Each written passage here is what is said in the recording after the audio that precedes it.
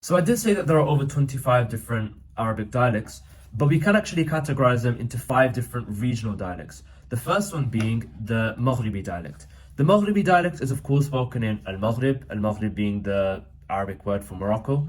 And on top of that, the countries around Morocco, places like Algeria and even Tunisia, could be counted as part of the Maghribi dialect. Then we've got the Egyptian dialect. The Egyptian dialect is of course spoken in Egypt.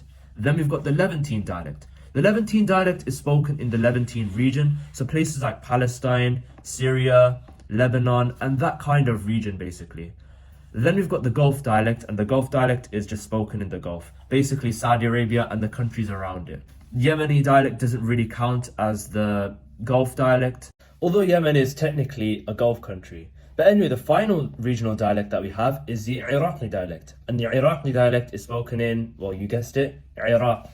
You might be wondering, why do we still count Arabic as one language?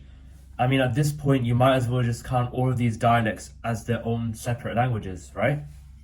Well, the truth is, because these countries share the same religious ties and cultural ties, we still regard them all as Arab countries, all speaking the exact same language, although it really isn't.